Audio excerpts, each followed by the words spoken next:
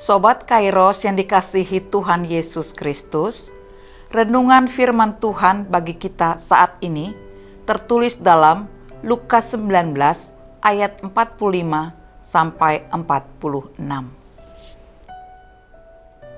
Lalu Yesus masuk ke bait Allah dan mulailah ia mengusir semua pedagang di situ. Katanya kepada mereka, "Ada tertulis rumahku adalah rumah doa, tetapi kamu menjadikannya sarang penyamun." Sobat Kairos, biasanya kita membaca atau mendengarkan khotbah tentang Yesus yang melakukan penyembuhan dengan mujizatnya atau dengan khotbahnya, perumpamaan-perumpamaannya. Tapi saat ini kita mendengarkan kisah Tuhan Yesus yang marah. Hal ini sangat jarang kita baca dan jarang kita dengarkan sebagai renungan atau khotbah. Firman Tuhan yang saya baca tadi, Tuhan Yesus marah. Yesus marah bukan karena dia disakiti. Yesus marah bukan tanpa alasan. Tuhan Yesus marah karena bait Allah disalahgunakan. Bait Allah yang di Yerusalem itu disalahgunakan fungsinya. Di situ terjadi praktek dagang. Ada jual beli hewan yang akan dipersembahkan seperti domba dan juga burung merpati. Ada juga uang penukaran uang. Sebenarnya perdagangan ini adalah kerjasama pihak bait suci dengan para pedagang. Kedua pihak ini mencari keuntungan di tempat yang salah dan sudah membuat bait Allah menjadi kotor dan telah menyalahgunakan fungsi bait Allah. Yesus marah dengan menjungkir balikkan meja-meja transaksi. Juga hewan-hewan yang akan dijual sebagai persembahan, juga para pedagang pun diusirnya. Yesus pantas marah karena itu adalah rumah Bapanya.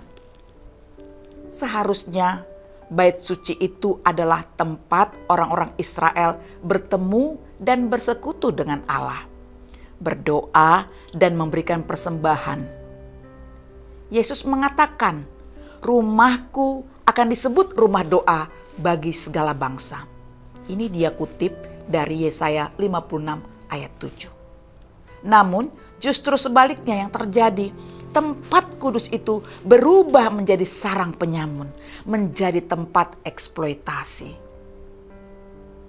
Sobat Kairos, kita kini diingatkan agar tidak merubah kekudusan rumah Tuhan. Jangan mencemarinya dengan kepentingan kita.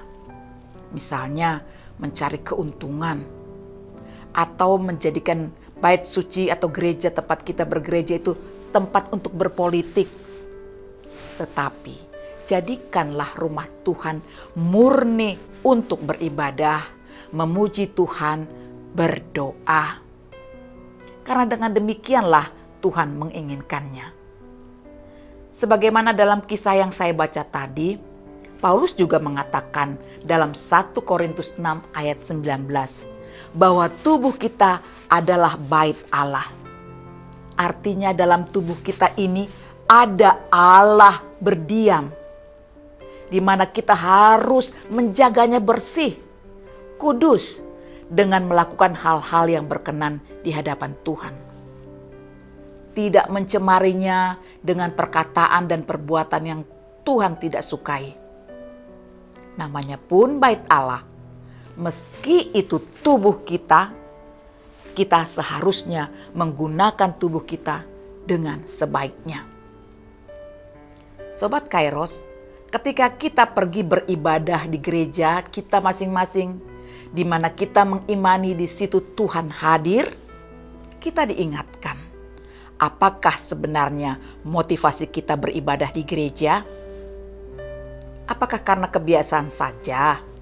Atau karena sebagai anggota paduan suara maka kita hadir, datang? atau karena kita takut diomongin orang, kita tidak ke gereja pada hari Minggu. Kembalikanlah motivasi yang benar saat beribadah ke gereja. Dan jadikanlah gereja sebagai tempat berdoa, tempat memuji Allah, dan persiapkanlah persembahan syukur dari rumah kita masing-masing. Sekali lagi Sobat Kairos, jagalah kekudusan rumah Tuhan dengan motivasi yang benar. Juga jaga kebersihan rumah Tuhan dari sisa-sisa makanan dan permen atau minuman, karena hal ini pun membuat gereja menjadi kotor dan tidak nyaman bagi kita saat beribadah. Jagalah juga tubuh kita ini sebagai tempat Allah berdiam. Jauhkan dari kata dan tindak yang tercela. Jadikanlah tubuh kita sebagai tempat Allah bersemayam. Ada pertanyaan seperti ini. Apakah tubuh kita sudah menjadi bait Allah? Apakah sudah dicemari hal-hal duniawi? Apakah Yesus harus membersihkan kita seperti saat Yesus marah karena banyak orang menyalahgunakan fungsi bait Allah yang di Yerusalem? Ada baiknya kita merenungkan keduanya.